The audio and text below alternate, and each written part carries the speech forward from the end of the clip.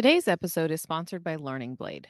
Middle school is the ideal time for career exploration. With Learning Blade, you can easily integrate STEM and career awareness concepts into your classroom. Find out if this resource is free in your state at learningblade.com. Thanks, Learning Blade. Hey, is this thing on? Are we recording? Can I get a tech person? Oh, for the love of ed tech. Joining us today is Elizabeth Generas, Lead Program Manager in the Department of Workforce Development at Sinclair College. Hey, Elizabeth. Hello. Yeah, thank you for chatting with me today. I'm the Lone Ranger. So, can you just start off by telling us how you got into education and what led you to your current role? Yes, and I went back and I listened to your first podcast to get an idea of what your show was about. Yeah.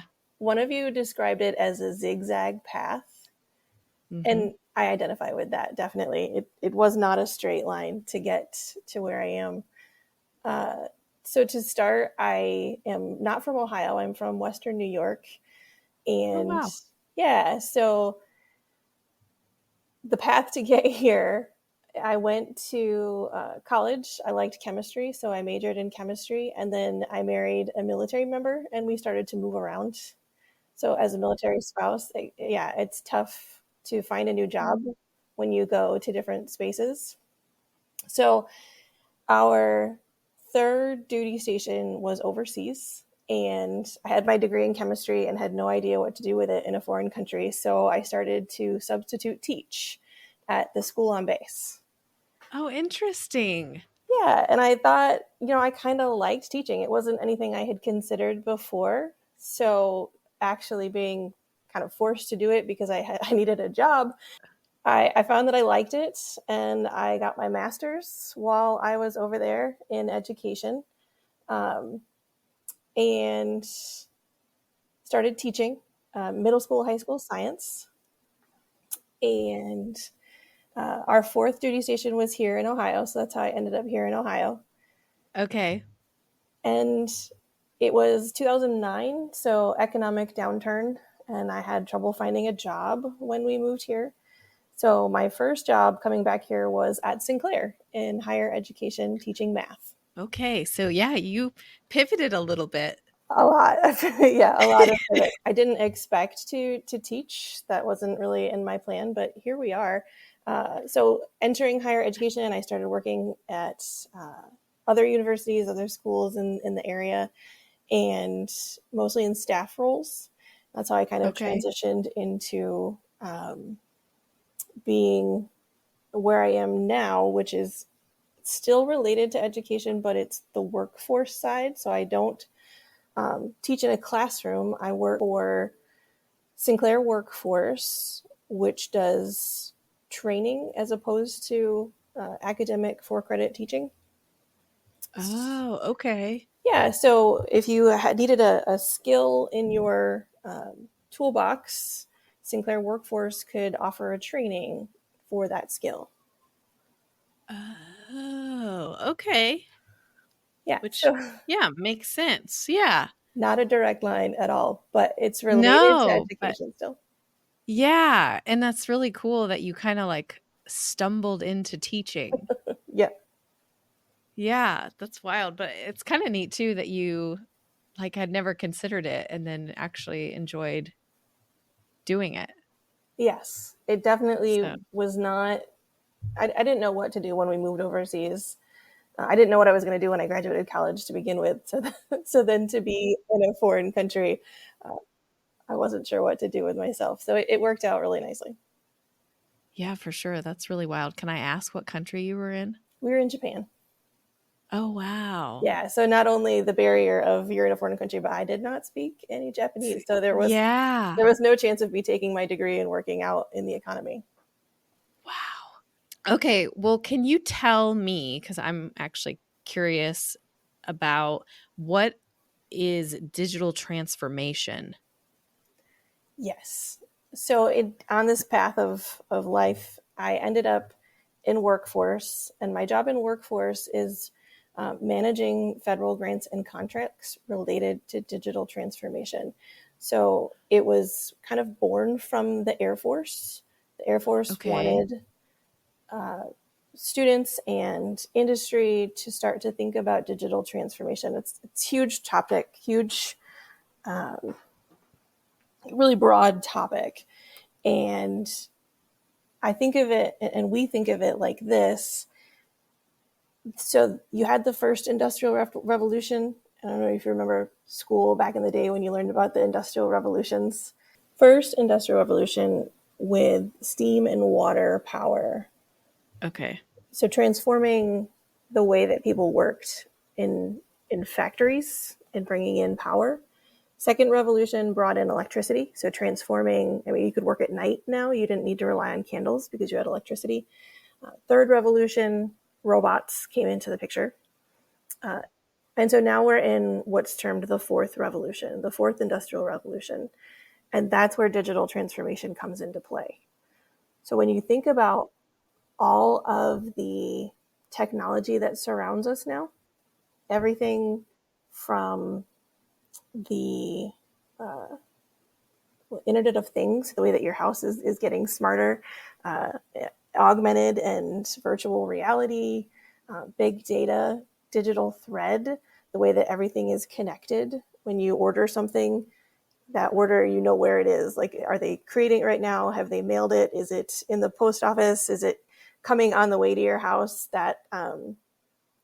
That connected piece, all of that is considered part of the fourth industrial revolution, Industry 4.0, and that's that digital transformation.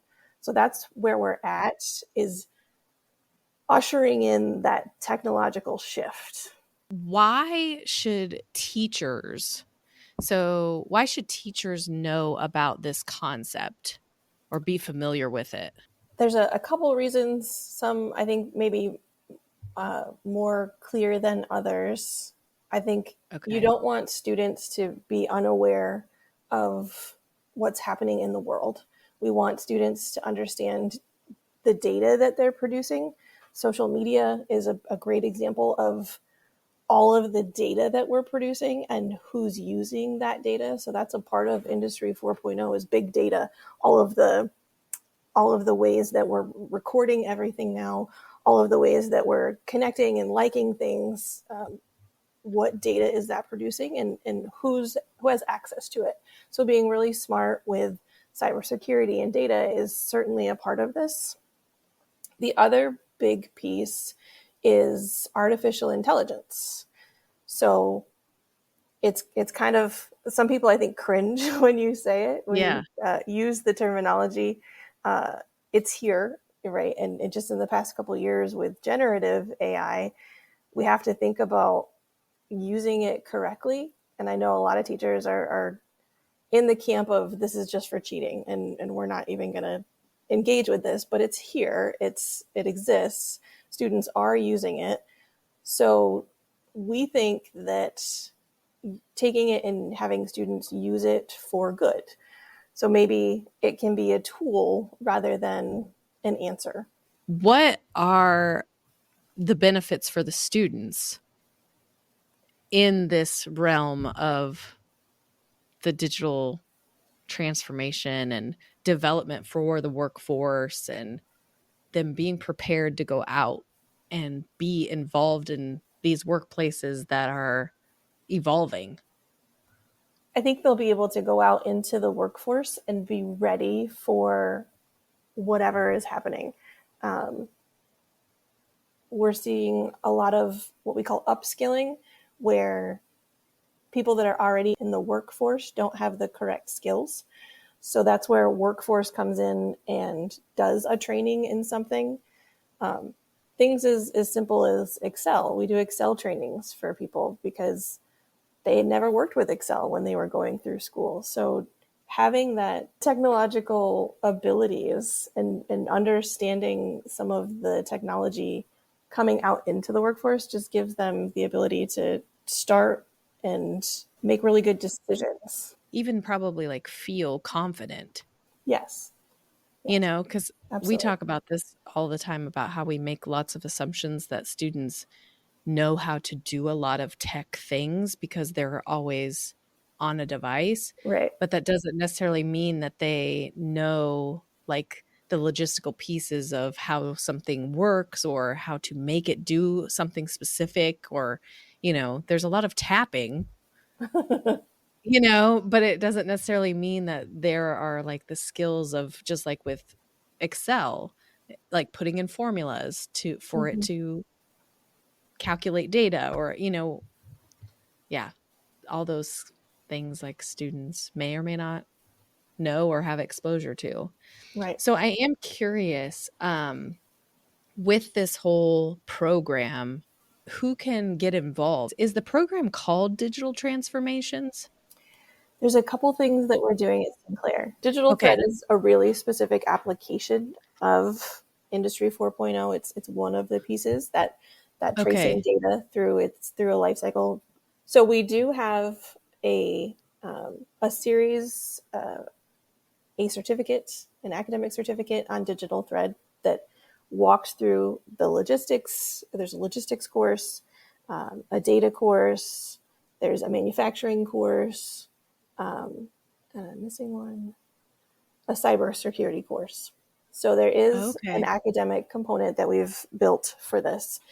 There's also the non-academic side where we're offering trainings in this. So there's a digital transformation training that is modular.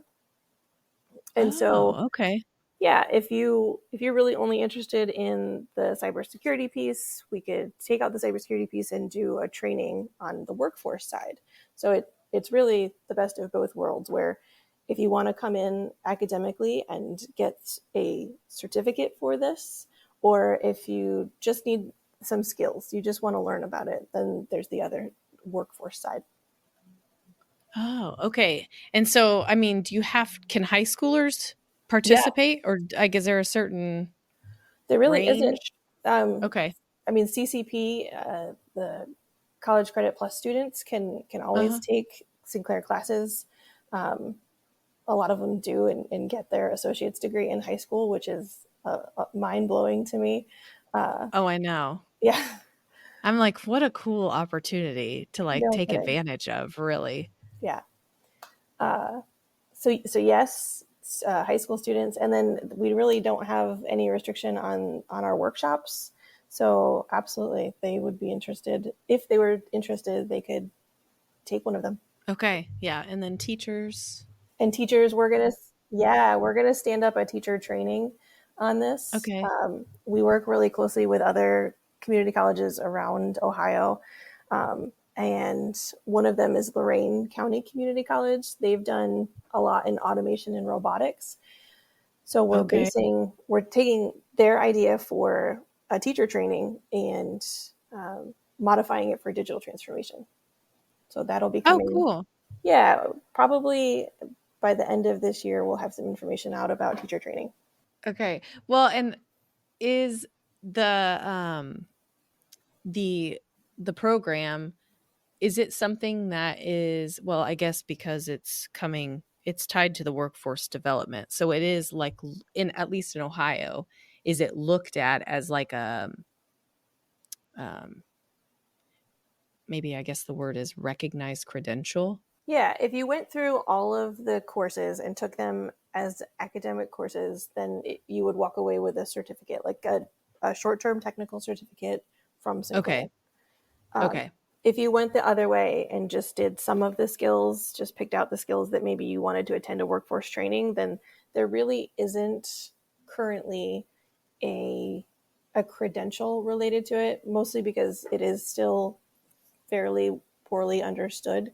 Um, Yeah. we are working on that. It is a big push Okay. right now to have credentials, even as a workforce training, to have something to show for it at the end. So we are working on that.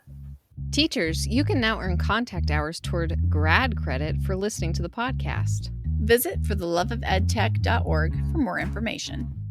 The only additional thing to think about is the future of work, especially right here in this region. And if we go a little bit further into, say, Columbus, the changes we're going to see in the next few years with advanced air mobility, with Joby Aviation, flying cars, and then Intel and the big chip manufacturing progress that will be just to the east of us. Students are going to come out of high school and need some additional skills to walk into those positions. There's going to be thousands of positions in these technical fields, and I guess we don't know yet really like what it will look like, but Yeah. the landscape for work is changing, definitely. Thank you very much for talking to me. Yeah, thanks for having me. Thank you so much for listening to this episode. We hope you found our discussion interesting and insightful. Don't forget to check out the show notes on our website, where you'll find more information about today's guest, resources we mentioned, and information on earning contact hours for listening. If you enjoyed this episode, please subscribe, share it with your network, and check us out at fortheloveofedtech.org. This podcast is produced by SOIDA, the Southwestern Ohio Instructional Technology Association, in partnership with Think TV and CET, the local PBS stations in Dayton and Cincinnati. Until next time, keep exploring new ways to empower your students through tech, and we'll catch you in the next episode.